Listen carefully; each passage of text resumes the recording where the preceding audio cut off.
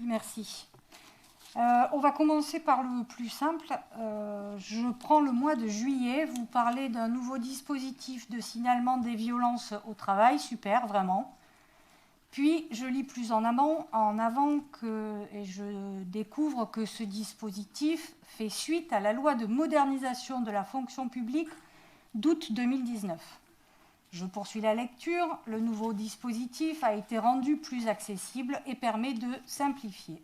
Donc, grâce à la loi de modernisation de la fonction publique de 2019. Et là, voyez-vous, je trouve tout à fait curieux que vous ne parliez plus de cette loi comme étant la loi Chalas. Je vous rappelle que Mme Garnier s'était défendue en disant que c'est ainsi que tout le monde l'appelle. Finalement, Mme Chalas avait tout à fait raison de qualifier d'inique votre comportement qui consiste à désigner des coupables pour masquer vos manquements.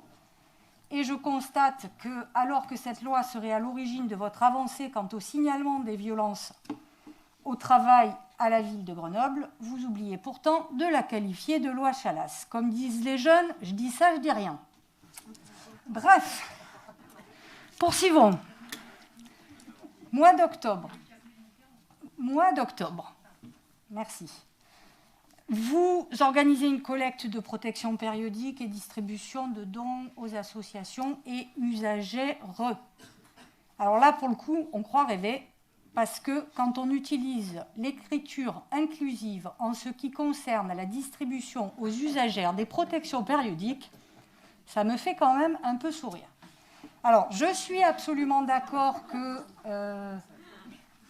C'est les non-genres. Voilà, je suis absolument d'accord que le sexe ne suffit pas à faire un homme ou une femme et que les normes sociales y participent grandement.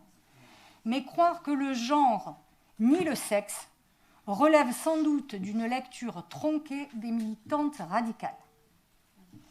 Bref, l'écriture inclusive pour des personnes utilisatrices de protection périodique, je pense que c'est un peu poussé à l'absurde. Mois de mars. Vous parlez des animations à l'occasion de la Journée internationale des femmes. Vraiment bravo pour les ateliers autour de l'égalité. Et la liste est vraiment longue. Ateliers d'autonomie et de prévention des agressions pour rendre les femmes actrices, que ce soit les grenobloises ou les agentes de la ville. Poursuite de cette initiative pendant l'été dans les animations de l'été au parc, avec des ateliers d'autodéfense, de techniques orales d'autodéfense, actions pour développer la pratique sportive des femmes, des jeunes filles, inciter les femmes à participer à la vie citoyenne. Vraiment beaucoup d'actions. Ce qui est très dommage, c'est que ce soit encore des actions qui ciblent les femmes, qui leur permettent de se défendre, et pas des actions pour prévenir les agressions de la part des hommes ou pour que les hommes changent, eux, de comportement.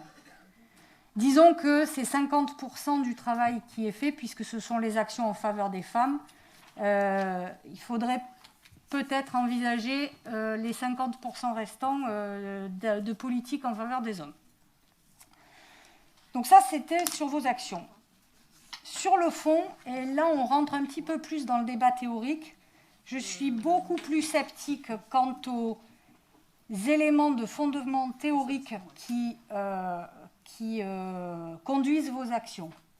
Si je reprends ce que vous avez dit à l'origine pour présenter ce rapport, vous avez dit les politiques féministes vont... vous vous appuyez sur des politiques féministes qui vont de la marge au centre, puis vous élargissez à l'ensemble de la population.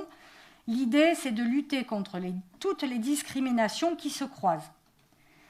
Et là, je suis quand même un peu sceptique quant à vos références théoriques et je ne voudrais pas que vous alliez sur des... En tout cas, je serais très attentive à ce que vous n'alliez pas sur des théoriciennes comme celles d'Amérique latine qui sont tellement radicales qu'elles en vont jusqu'à remettre en cause l'existence même de l'État au nom de la défense des droits des femmes.